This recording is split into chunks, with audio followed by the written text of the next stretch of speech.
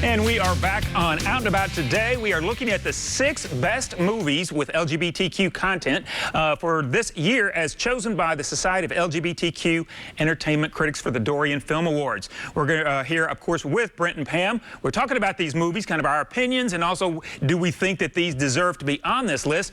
2 that we're going to look at in this segment. I've seen both of these. Got a lot of things to talk about on these. Let's take a look at first. We're going to look at Supernova. Now, this is incredible. This is Colin Firth and Stanley Tucci. So take a look, Supernova.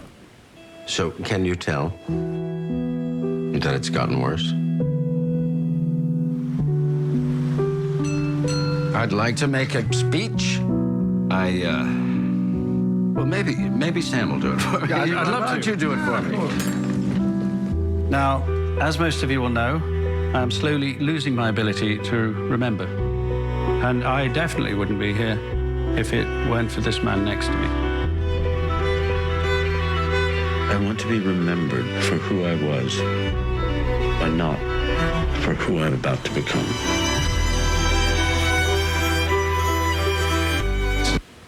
All right, Stanley Tucci and Colin Firth in Supernova. So let's get your opinion on this one. Let's start with you, Brent. This is Supernova. What are your thoughts? Well, first of all, anything Stanley Tucci's in, I'm going to watch, and Colin Firth. So you put them together, and it's like, it's instant chemistry. I haven't seen this one yet like you have, but I do plan to kind of catch this one. I tried to watch a few of them over the weekend. But just the sort of the heaviness of this one, I think kind of puts me a little bit in the Pam category right away. I don't know that I'm ready for such a sad story right now, but I think I am going to give it a go. And like I said, it's just hard to beat Stanley Tucci really in any role.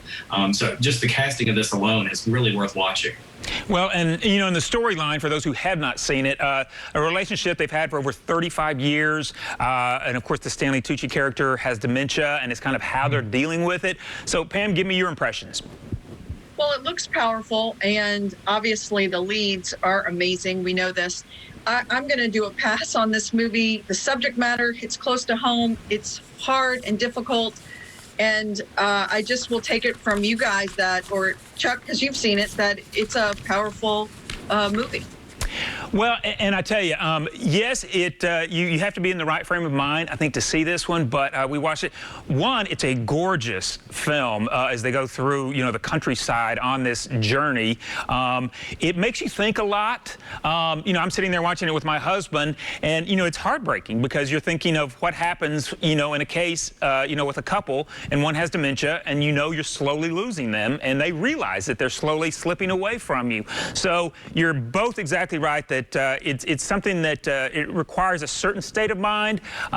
We watched it, and Tom and I both said when it finished, we were like, oh my God, broke our hearts. It was a brilliant movie, but I don't know that I would want to watch it again really soon, just because it is so, you know, it's a tough movie to watch, and especially with your partner.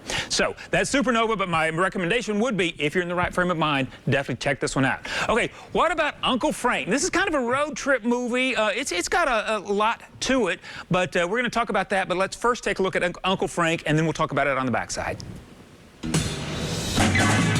Never known anybody who was gay before. Of course you have. Clyde, director of church. Mr. Dickerson? But he's so... What? Religious. Ah! Hey, Mom. How? Heart attack, just out of nowhere, getting into the car.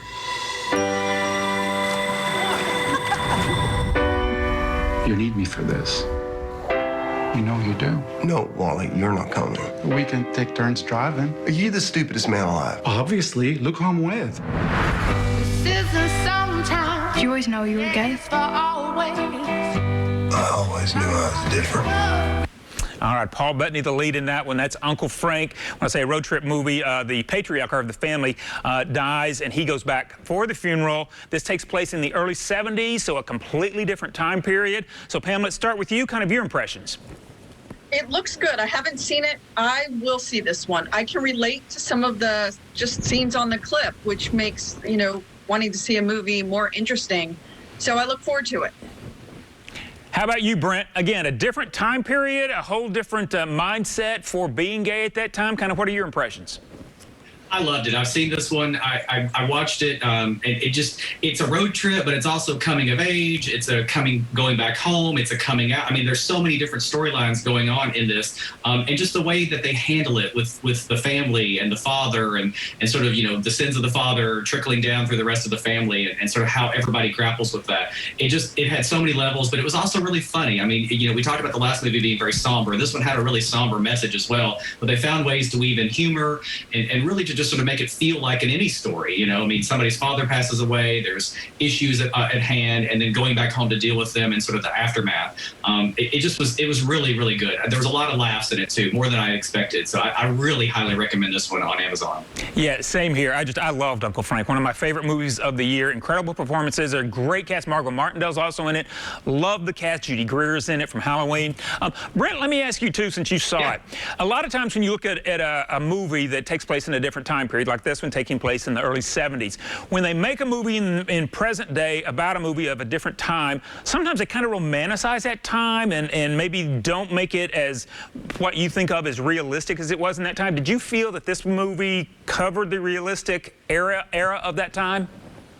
I have to say more so than not, Chuck. I mean, there was a couple of scenes that I had a little bit of a cringe moment because it not only sort of reminded me of some things that might have happened. I mean, it was more like late 70s, early 80s, well, early to mid 80s for me, kind of living through that time period. So a little bit further out, but still growing up in the country and in sort of rural Kentucky, there were still moments that it reminded me like, oh, this could have been the outcome for me, or I can't believe this is the way somebody reacted to this. But it did. It felt very real. There wasn't a lot of sort of sugarcoating of things at all, I felt.